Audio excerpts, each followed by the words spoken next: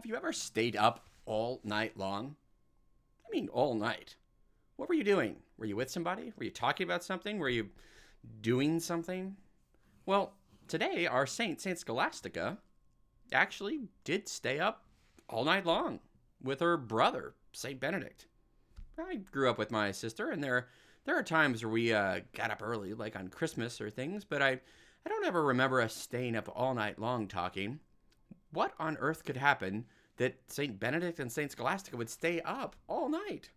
Well, here's the story as Pope St. Gregory tells us. Once a year, Scholastica would come to visit her brother Benedict. Now, they were monks and nuns, so they normally stayed in their monastery, and they didn't go out and see, especially men and women together, even brother and sister. So once a year, they got to visit. Well, Scholastica came near the very end of her life to visit her brother St. Benedict, as was their yearly tradition. And they were talking and talking and talking. You know what they were talking about? The chiefs. No, the royals. No, they're talking about God. They're talking about holy things, about how great God is and all the great things God has done in the past and the great things they've done in their life and how happy they are that God has called them together to this beautiful life.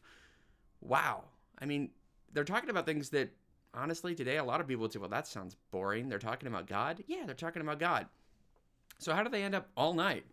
Well, it wasn't allowed for monks and nuns to stay out of their monasteries all night. So what happened? Well, St. Scholastica knew that she was near the end of her life, and this would be the last conversation she would ever get with her brother Benedict. So Benedict said, hey, I got to go. It's nighttime. I got to go back and go to bed. Scholastica says, no, stay. He's like, no, really? I got to go home. Well, Scholastica folds her arms, bows her head on the table, and prays. And all of a sudden, a huge thunderstorm comes up, lightning flashing everywhere. And she's like, okay, go home if you want now. Taunting sister that she is. And Benedict's like, what have you done, sister? He's like, well, you wouldn't listen to me, so I prayed to our God, and our God did listen. How about that? And so because of the great storm, Benedict had to admit, yeah, I can't go home now. And so Benedict and Scholastica stayed up all night long talking about God and the beautiful things God has done. I think that just tells us then that the beauty of spiritual friendship. Now, these are brother and sister, but more than that, they were spiritual friends. They had a common love together. They both loved God immensely. They'd given their whole lives to the love of God, and that brought them together in a way that even biological bonds couldn't. I think of my best friends. My best friend refers to me as part of his family. In fact, the people that I'm closest with, I not only want to know them, I want to know their family. I want to be part of all of it, because the bonds of spiritual friendship create a family that is even better than biological family. Now, this also shows us that what we're really hungry for when we really deep down are for things that matter.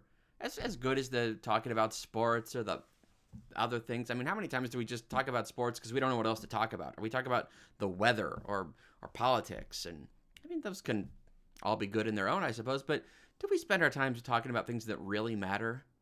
Is there something you would stay up all night talking about because it grabs your attention?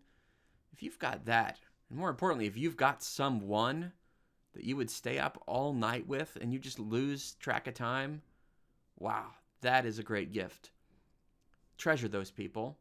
Tell them that they matter. And find those things to talk about that matter. Today we celebrate St. Scholastica, who gave her whole life to Jesus. And in the end, God gave her the great gift of spiritual friendship with her brother Benedict. I pray for my sister, Christine, today. She works in a hospital and so has got, all the COVID stuff. And I think, wow, what a great gift to have biological family, and how sometimes we're not very good about communicating with our biological family. And I know, wow, not only have I not stayed up all night with my sister, I haven't talked to her much lately. So reach out. Who do you need to talk to today? Who needs your real friendship, your spiritual friendship? Who just needs a good conversation? Call them up. Say, hey, you want to get together? You want to talk? It might be the last chance. You never know. St. Scholastica died 3 days later. St. Benedict saw her soul go to heaven. That conversation they had all night was the last one they would ever have on earth. He went to her monastery, got her body, brought it back to his own monastery. Who do you need to talk to today? Who are your spiritual friends? And what are the real important things that matter? The good conversation that you need to have today. Go do that. and be grateful for those spiritual friends. And God bless you.